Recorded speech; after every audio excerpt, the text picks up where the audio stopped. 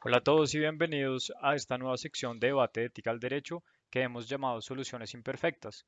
Aquí vamos a discutir con estudiantes de derecho, con abogados y con personas dedicadas a otras disciplinas dilemas éticos para intentar llegar a soluciones sin importar lo imperfectas que éstas puedan llegar a ser.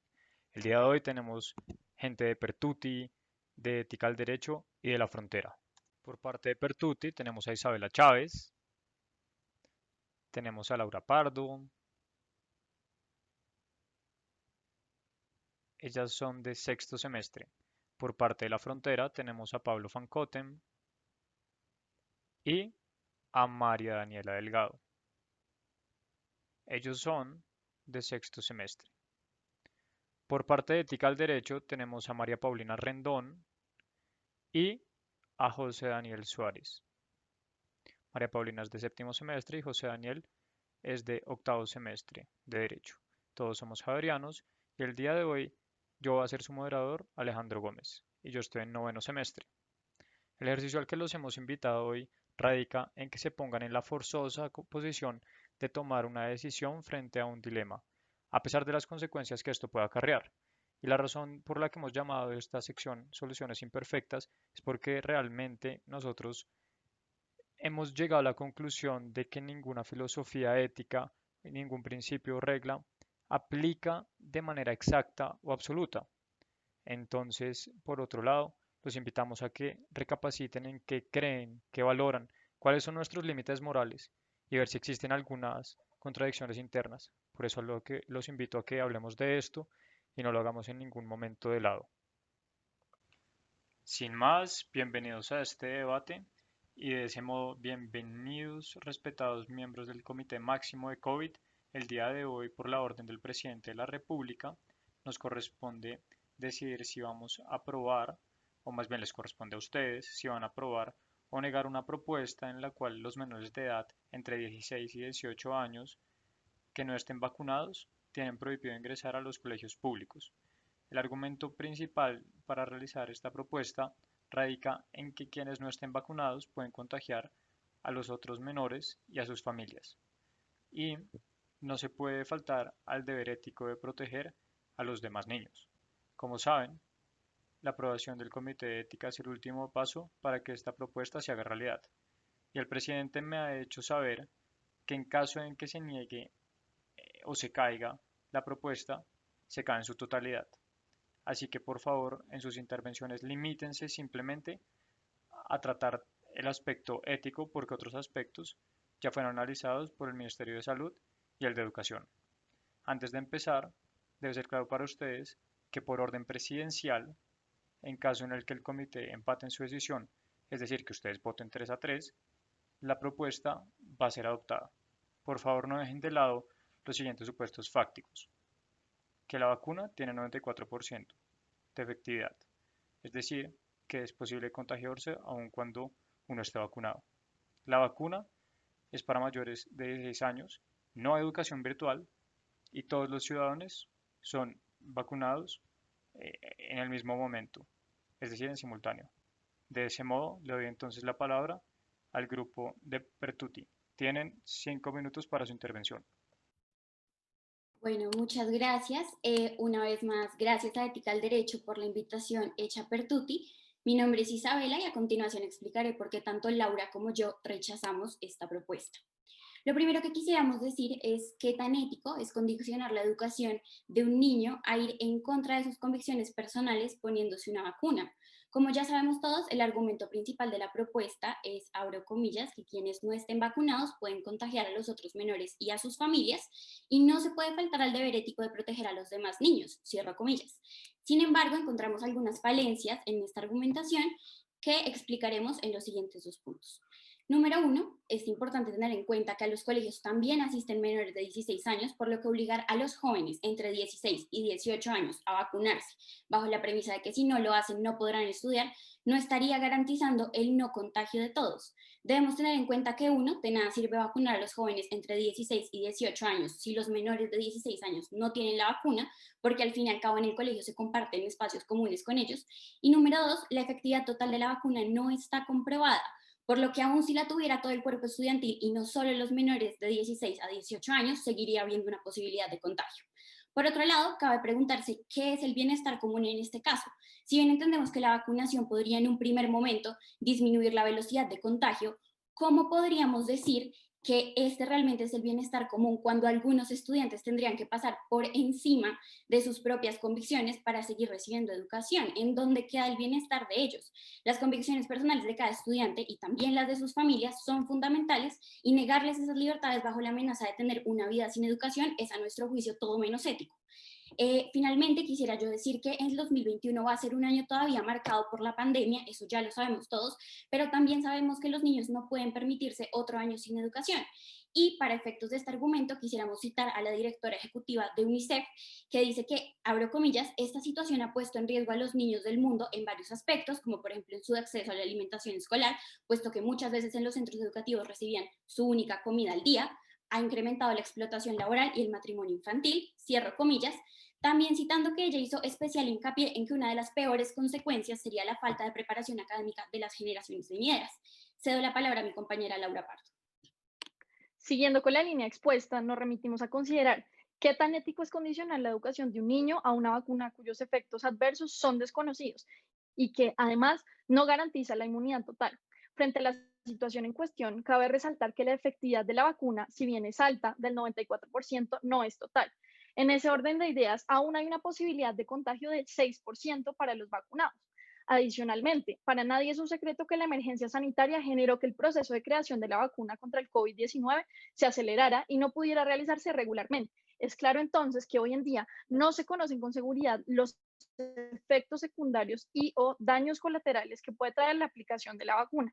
Consideramos, por ende, que no es ético condicionar la educación a la imposición de una vacuna que no es 100% efectiva y de la cual desconocemos sus implicaciones a futuro en la salud de las personas. Además, no se tiene certeza de cuánta gente está dispuesta a ponerse la vacuna bajo las condiciones de la propuesta en este momento. La propuesta, de manera implícita, supone que la mayoría de personas comprendidas en ese rango de edad quieren la vacuna y en realidad puede que no sea así. Entonces, ¿cómo saber qué es la mayoría la que optaría por la aplicación de la vacuna y cómo saber de esa mayoría hipotética cuánta gente estaría renunciando a lo que cree por educarse? No es ético entonces usar una propuesta como esta para obligar a las personas a vacunarse bajo la amenaza de no tener educación. ¿Cómo pedirle entonces a una persona que sacrifique sus convicciones personales, sus certezas, por una vacuna cuyos efectos secundarios y riesgos son en últimas desconocidos y por ende inciertos? La vacuna en últimas protege en un 94% a quien se la pone. Y supuestamente, por más de que las demás personas no se la apliquen, el que sí decida hacerlo estará protegido. Y claro, es un buen mecanismo para reducir el contagio y salvaguardar la salud, pero esta decisión no debería poner en riesgo la libertad de expresión ni la educación de nadie. Al efectuar una ponderación, no encontramos la aprobación de la propuesta como un curso justo, debido a que hay varios puntos de vista éticos y consideramos que esta situación debe tener como prelación la garantía y promoción del acceso a la educación y a la libertad, especialmente a la libertad de expresión de los individuos. Muchas gracias, Pertuti. Continúa, por favor, los integrantes del Grupo Ética al Derecho. Bueno, pues esta propuesta y frente a la decisión que vamos a tomar, digamos, es una que a mí por lo menos me tiene indecisa y por eso quería oír los argumentos pues, del resto del comité, pero digamos que me inclino hacia que hay un principio que para mí es muy importante y es que no me parece que sea ético decidir no ponerse la vacuna, porque en primer lugar me parece que la vacuna es el mejor intento que tenemos como humanidad hasta ahora. No tenemos ninguna otra solución y visto desde un punto de vista consecuencialista, me parece que las consecuencias de que el gobierno permita o apoye a quienes deciden no ponerse la vacuna, me parece que son mucho mayores, porque no solo todo el país, sino todo el mundo está poniendo de su lado para acabar con esta situación, con la pandemia. Y me parece que es muy peligroso como continuar permitiendo que el coronavirus se siga expandiendo y que sea una solución que dejemos sin solucionar. Me parece que desde un punto de vista personal, cada quien tiene una responsabilidad frente a los otros, porque es que ponerse la vacuna es algo que no te afecta solo a ti, sino que afecta a los demás. Y visto desde el punto de vista de la ética del cuidado, que enfatiza en la responsabilidad personal y que sobre todo tiene en cuenta los niveles de dependencia que tenemos los seres humanos los unos de los otros, creo que pues con el coronavirus el nivel de dependencia que tenemos como sociedad es muy alto, porque dependemos de que los demás se cuiden, de que usen tapabocas, de que quien tenga el virus se quede en su casa, especialmente porque no sabemos quién es más susceptible de ser más afectado por el virus, ni sabemos quién tiene el virus. Entonces creo que esa responsabilidad acarrea ponerse la vacuna. Creo que sería antiético no proteger a los niños que son muy jóvenes para recibir la vacuna y que cuentan con que los demás se la estén poniendo. Eh, pero también entiendo que mi argumento tiene pues muchos límites y sobre todo porque se está restringiendo, es un derecho fundamental. La educación es un derecho fundamental y creo que desde ese punto de vista hay un límite muy grande. Y por otro lado también le veo un límite enorme a que o sea, esta decisión pondría un precedente que me parece que es muy peligroso, porque si es pisotear la autodeterminación, como dijeron mis compañeras de Pertuti, y si empezamos por los colegios, ¿qué otros derechos se pueden llegar a restringir frente a una minoría que, pues según The Economist, es más o menos el 10% de personas en el mundo que son parte del movimiento antivacunas? Pero digamos que me parece muy problemático sentar un precedente de restringir derechos fundamentales a una minoría por tener otra convicción. Y cedo la palabra a José Daniel. Bueno, básicamente yo veo este dilema y veo que hay 4 formas de probar o llegar a una respuesta éticamente, no voy a decir correcta, porque no hay una respuesta éticamente correcta o incorrecta, pero sí hay 4 formas de ver esto. George Siedel y Christine Ludwig proponen una forma de verla, y es verla a partir de qué tan utilitarista es la decisión que uno toma, cómo lo vería la familia la decisión que uno toma, cómo vería el mentor de uno, una persona que uno admira la decisión que uno toma, y cómo vería uno en un periódico la decisión que uno toma. Yo me inclino por la decisión utilitarista. La decisión utilitarista es maximizar la mayor cantidad del bien para la mayor cantidad de personas posibles. En ese sentido, prohibir la entrada a estudiantes de 16 a 18 años que no se vacunen es garantizar que la mayor probabilidad de personas no van a contraerse, no van a contraer el virus. Lo voy a poner en un caso muy concreto. Vamos a suponer que hay un salón de 25 personas. De esas 25 personas, 24 están vacunadas y solo una de ellas no está vacunada. ¿Qué tan ético es que la persona que no está vacunada y le damos la posibilidad de que asista a clases, qué tan ético es para ella que se esté salvaguardando sobre un espacio que en sí no es, que es seguro? Entonces, para terminar mi idea, básicamente creo que esa persona que decidió no vacunarse, bien sea porque tiene motivos personales o porque sus padres no lo ven así, siento que se está escudando en esas personas que sí se protegieron, y para mí no es ético que una persona se aproveche del beneficio que le está dando otra persona. En ese sentido, yo considero esta propuesta éticamente correcta, porque bajo la teoría del utilitarismo proporciona un bien mayor para el bien y el beneficio que proporciona es mayor al riesgo o al detrimento que genera no permitir el acceso a la educación a un cierto grupo de estudiantes. Grupo La Frontera, por favor. Bueno, pues nosotros quisiéramos volver un poco sobre la pregunta que supone resolver este dilema ético, y es que si debemos prohibir o no el ingreso de menores entre 16 y 18 años que no estén vacunados contra el COVID-19 a sus colegios públicos. Y es precisamente una disyuntiva porque las respuestas posibles no solamente se contraponen, sino que, como hemos escuchado en las diferentes opiniones que han dicho nuestros compañeros, pues todos en últimas buscamos el bien. Esto es desde un punto de vista u otro. Entonces, bueno, en La Frontera, voy a hablar por Pablo y por mí porque estamos de acuerdo, ambos convenimos en esta postura. Después de un ejercicio de deliberación decidimos adoptar una postura negativa frente a la propuesta, pues en últimas nosotros consideramos que no debemos privar el derecho de este grupo de estudiantes a la educación. Nuestros argumentos se basan principalmente en la filosofía liberal clásica, en el utilitarismo y en el modelo de Estado social de derecho acogido por Colombia, pero examinado desde una perspectiva ética, teleológica y del cuidado. Entonces, desde un punto de vista liberal clásico, el respeto por la autonomía individual es el cimiento de las relaciones sociales y en este sentido debemos respetar el ejercicio de la misma, pues siempre que esto no cause daño a otros.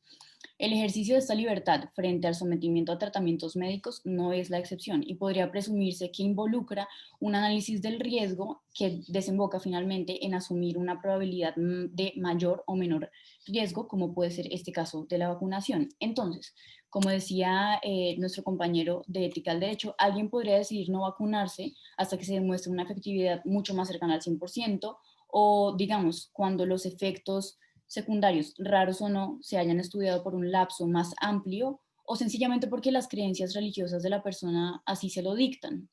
No obstante las razones personales que lleven a tomar a una persona una u otra decisión, nosotros como Estado, parte de este comité, no estamos llamados a dar prevalencia a ninguna razón sobre otra y mucho menos a coartar el ejercicio de esta libertad. Ahora bien, alguien podría decir que el Estado debería intervenir en este caso con el objetivo de garantizar límites efectivos al ejercicio de esta libertad para salvaguardar la salud colectiva como un bien supremo. Sin embargo, desde un lente también utilitarista, la gravedad y la letalidad del virus, que en este momento en Colombia están tasados en 4% y 2,57% respectivamente, no justifican coartar derechos fundamentales como son la libertad y la educación, porque esto minaría peligrosamente las bases axiológicas del contrato social en Colombia que fundamentan pues nuestro Estado constitucional, y esto sería antiético. Aunado al anterior, la vacuna tiene una efectividad del 94%, como es el dato sobre el que todos estamos debatiendo, por lo que subsiste, aunque mínimamente, la posibilidad de contagiarse aún contando con la vacuna. Esto quiere decir que, digamos, en un análisis de costo-beneficio, el Estado sigue obligado a invertir en capacitaciones sobre el uso correcto de los EPP, sobre todo si se trata de órganos públicos, como en este caso son los colegios estatales, y continuará siendo de soporte una obligación ciudadana. Entonces, realmente nosotros no creemos que permitir que ciertos estudiantes ingresen a sus colegios sin vacuna sea dejar a toda la población estudiantil y a sus posibles contactos pues desprotegidos ante el virus, porque todavía subsisten mecanismos de protección que han probado ser altamente efectivos. Por último, en Colombia la educación es un derecho fundamental que ostentan en este caso los menores de edad de manera prevalente, porque así lo consagra el artículo 44. Sin embargo, más allá del análisis jurídico que cabría hacer, pues como abogados es importante que tengamos en cuenta la moralidad y la ética que subyace a la decisión de elevar estos derechos al rango jurídico supremo, que es la Constitución política, lo cual me lleva a mi siguiente punto. Como las decisiones éticas no se toman en el vacío, es necesario que tengamos en cuenta el contexto. En este caso, estamos decidiendo el futuro de estudiantes de colegios públicos, los cuales residen en los estratos socioeconómicos menos favorecidos del país. Además de esto, pues contamos con la premisa de que no hay educación virtual. Entonces, es nuestra obligación moral como Estado y ética decidir en beneficio de la salud mental y del mejor desarrollo de estos estudiantes, que son menores adultos y que ciertamente no cuentan por sus condiciones socioeconómicas, en términos generales, con los medios para sobrellevar las limitaciones que impone esta pandemia de forma idónea. Entonces, principios universales como la justicia y la equidad señalan necesario garantizar espacios ideales para el desarrollo personal de estos estudiantes como lo es el colegio, sobre todo en sectores donde la desescolarización está tan estrechamente relacionada con la delincuencia. Por otro lado, como menores de edad, estos estudiantes se encuentran bajo la tutela de sus padres. Entonces, esto nos conduce a hacer una especie de presunción de hecho de que son los padres de familia quienes toman o no la decisión de vacunar, por lo que nosotros, una vez más, como Estado y en este comité, no nos podemos dar el derecho de privar a modo de represalia a estos menores de edad de su derecho de educarse por una decisión que podemos presumir que no les ha correspondido. Finalmente, Pablo y yo, si bien entendemos que una respuesta aprobatoria a la propuesta busca propender por un bien mayor como es la salud colectiva, como lo manifestó María Paulina, que nos dijo que estaba contrariada, pues nosotros nos hacemos la pregunta y los invitamos a hacérsela a ustedes. ¿A costa de qué? Esto es lo que hemos intentado resolver a lo largo de, pues, de toda nuestra argumentación. Bueno, muchas gracias. De ese modo, entonces pasamos a las réplicas. Entonces, empezamos en el mismo orden. Por favor, Grupo Pertuti, adelante. Bueno, nuestra réplica va dirigida al grupo Ética al Derecho, porque cuando José estaba hablando, él dijo prohibir la entrada de menores de 16 a 18 años es garantizar que la mayor cantidad de personas no van a contraer el virus.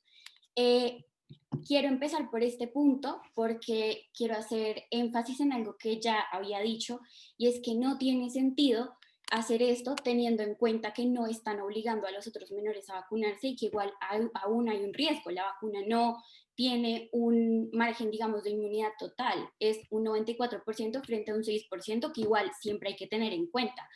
En adición a esto, quisiéramos contarles algunos datos del Ministerio de Salud, y es que el proceso de la vacuna contra el COVID-19 fue acelerado precisamente por causa de toda esta emergencia sanitaria. De hecho, el ministerio indica en su página web que la primera etapa de elaboración de una vacuna es de 2 a 4 años. Y creo que es claro para todos que la primera muerte por coronavirus que se dio en 2019 no se cumple con el tiempo. Entonces, claramente, esta vacuna trae muchos efectos adversos que no conocemos y sentimos que obligar y coaccionar de alguna manera a estos menores a que si no te vacunas no vas a tener educación, teniendo en cuenta que la vacuna ni siquiera es 100% efectiva, no es ético. En síntesis, y teniendo en cuenta que la primera muerte por COVID, como ya les dije, fue el 9 de enero de 2019, es claro que la creación de esta vacuna se dio de manera apresurada y, claro, respondiendo a la emergencia, pero eso no quita que fue apresurado. Y en ese orden de ideas, la probabilidad de que existan estos efectos adversos es, a nuestro juicio, muy alta. Tener motivos personales para no querer vacunarse resulta lógico en este escenario. Creo que es claro que todos tenemos derecho a tener motivos personales y sentimos que negar el derecho fundamental a la educación no es algo que deberíamos estar pidiendo, exigiendo y más que nada obligando a las personas a hacer. Les doy la palabra a mi amiga Laura. Adicionalmente, también quisiéramos hablar sobre la frase que afirmó nuestra compañera María Paulina, abro comillas, ponerse la vacuna es algo que no solo te afecta a ti, sino que también afecta a los demás, cierro comillas. Y se hace una aproximación al bienestar común. En nuestra opinión, aquí en este caso hay una disyuntiva grande entre las diferentes tipos o formas de ver la ética, ya que sabemos que no es una sola universalmente entendida, sino que hay varias concepciones de la misma. Por un lado está la ética de la virtud y la ética del cuidado, y debido a que existen varios puntos de vista en este caso, la ética de la virtud está presente, ya que puede que en este proyecto se entienda la aplicación de la vacuna como acertado debido a una concepción general de bienestar. Pero en últimas, ¿qué es bienestar? Porque esto pone en riesgo la ética del cuidado, ya que se estarían dejando de lado las necesidades del otro, como sus creencias personales y el acceso a la educación, así como sus posibles reacciones con el condicionamiento de la misma aplicación de la vacuna. Éticamente hablando, ambas decisiones pueden adoptarse teniendo en cuenta uno u otro punto de vista ético. Sin embargo, cuando se compromete algo tan esencial como el acceso a la educación y la libertad de las personas, la decisión no puede ser tan radical. No hay una única concepción de la ética y por ende la visión de lo éticamente correcto no es una sola. En este orden de ideas, en nuestra opinión, no sería ético reducir la idea de bienestar a una sola, cuando hacerlo implicaría pasar por encima de las convicciones íntimas de las personas. Adicionalmente, pues creemos que efectivamente esta propuesta no puede ser entendida como una alternativa radical debido a la situación que nos encontramos y bajo el supuesto de que no existe una educación virtual. El derecho a la educación, el acceso a la misma debe tener relación, ya que los niños de nuestro país deben propender por mantener su vida cotidiana a raíz de todo lo que esta pandemia ha afectado a la sociedad. Entonces, por ende, como hemos afirmado a lo largo de nuestras intervenciones, consideramos que no hay una única concepción de la ética y que hacer esta propuesta, aprobarla, implica pasar por encima de convicciones certeras que tienen una seguridad muy grande para las personas y que efectivamente, en aras de garantizar la educación y la libertad, esta propuesta debe ser denegada. Muchísimas gracias, Pertuti. Por favor, va ética al derecho. Bueno, digamos que primeramente acojo lo que Isabela y Laura estaban hablando de que no hay una respuesta éticamente correcta, pero sin embargo mantengo mi postura y le inclino un poco más hacia el aspecto de en Colombia, pues Colombia primero es uno de los países en las Américas con la mayor tasa de vacunación anual desde 2012-2013. ¿Eso qué significa? Que las personas acá en este país están dispuestas a vacunarse porque per se la vacuna significa, o por lo menos así se ha entendido en este país, una protección hacia las diferentes epidemias o enfermedades que el mundo ha devenido. En ese sentido, digamos que yo hablo desde probabilísticamente, pero una persona que vea que el coronavirus se está expandiendo de forma como lo ha hecho, y que la situación de cotidianidad a la que ustedes hablaban no va a ser igual si un grupo está vacunado y si el otro grupo no lo está, pues sigue generando esa misma disyuntiva de qué hacer o qué no hacer. Para mí, y sigo y mantengo mi postura, creo que no tengo una réplica como tal, sino simplemente digo el beneficio que genera, y en este caso beneficio porque las vacunas a lo largo de la historia han generado beneficios porque por lo menos en España y en Italia, este tipo de medidas se han adoptado con los menores de 0 a 5 años que no vienen vacunados con sarampión. Entonces, ¿qué hacen los colegios? Prohíben la entrada de todos esos menores que los papás, por diferentes creencias, han decidido no vacunarlos.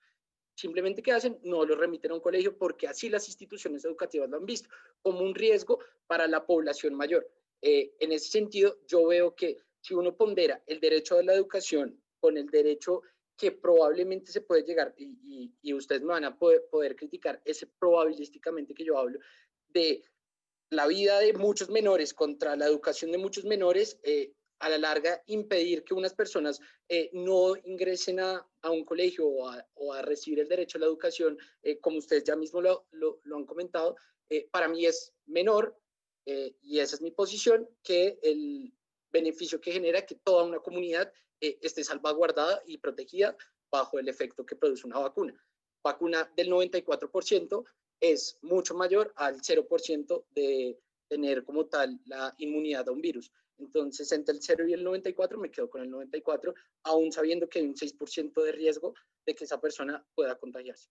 Sí, yo iba más o menos por el mismo lado, que pues claro que la noción de bienestar incluye la educación, pero digamos que el presupuesto para todo bienestar y específicamente pues con los menores, o sea, es la vida. Digamos que eso es gran parte del problema, que esos son los derechos con los que estamos jugando y que no sabemos quién de estos menores va a ser más o menos susceptible a llegar a perder su vida.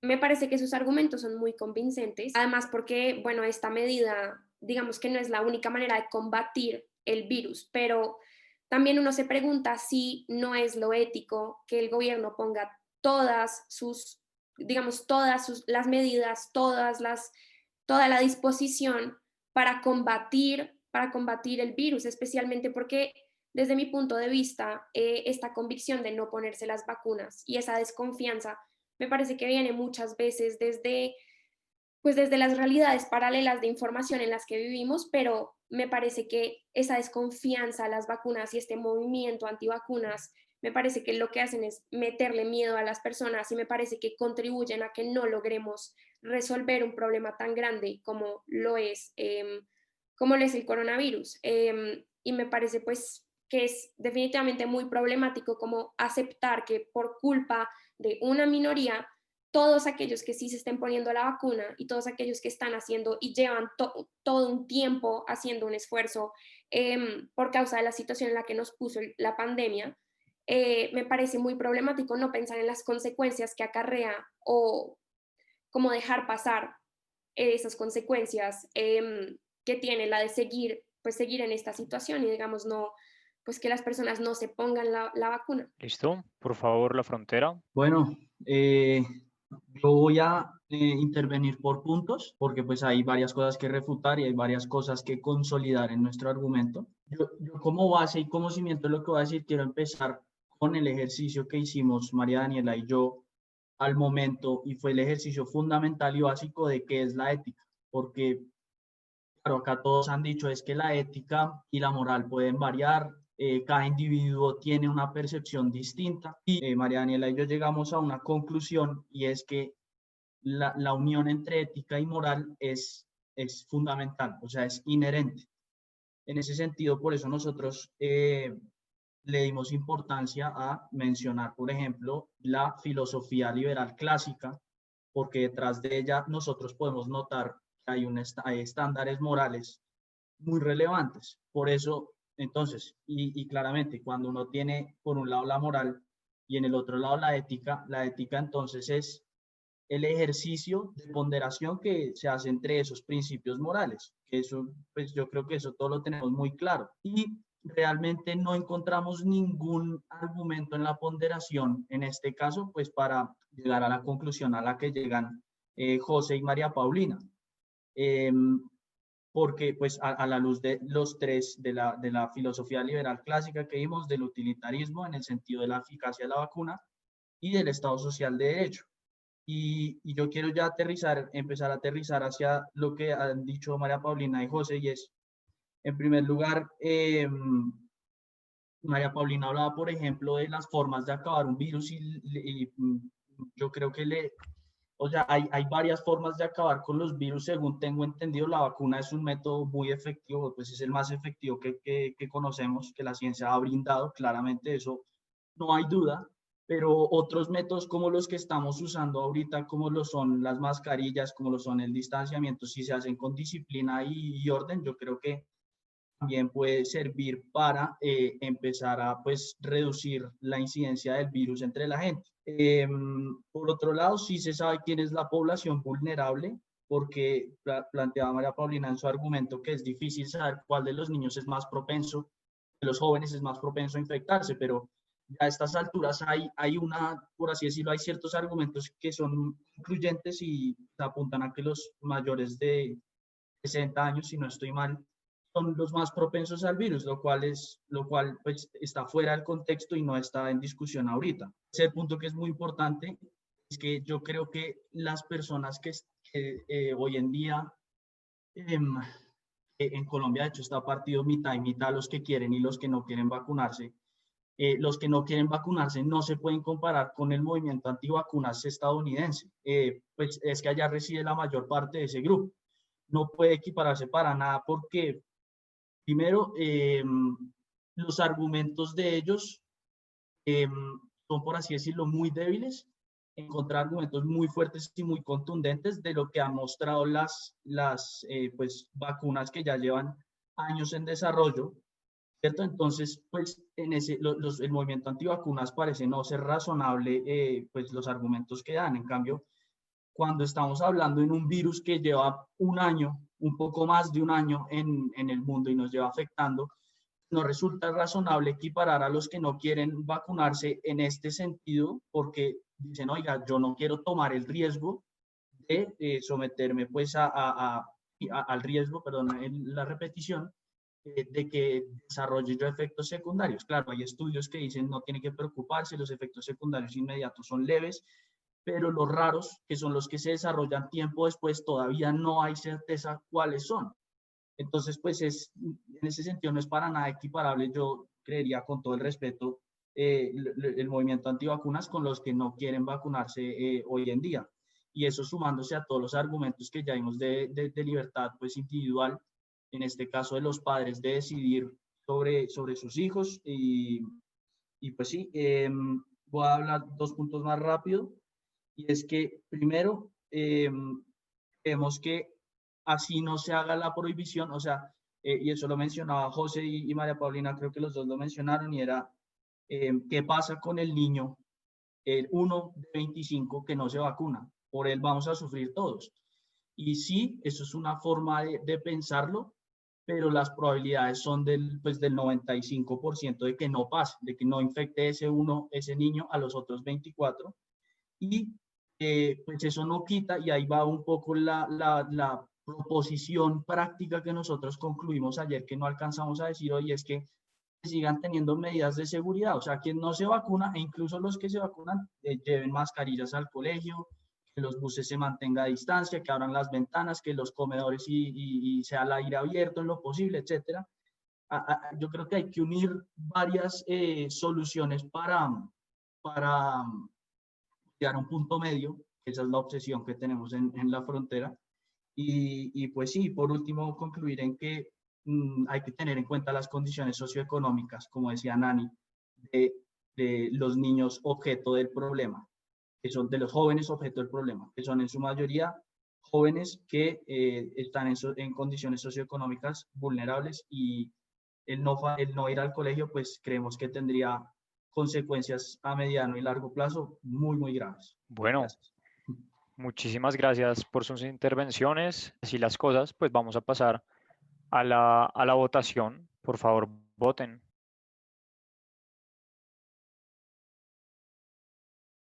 Y los resultados son los siguientes. Están, ¿cierto? Los ven todos. Ok, no hubo mucha cara de sorpresa, entonces, bueno.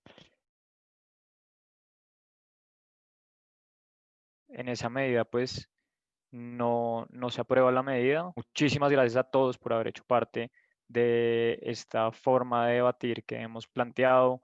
De igual manera, invitamos a las personas que nos estén viendo en este momento que nos dejen sus opiniones, que nos dejen sus comentarios si tienen una mejor solución. Eventualmente, los oyentes podrían llegar a conclusiones diferentes. Así las cosas, muchísimas gracias por haber estado y buena tarde.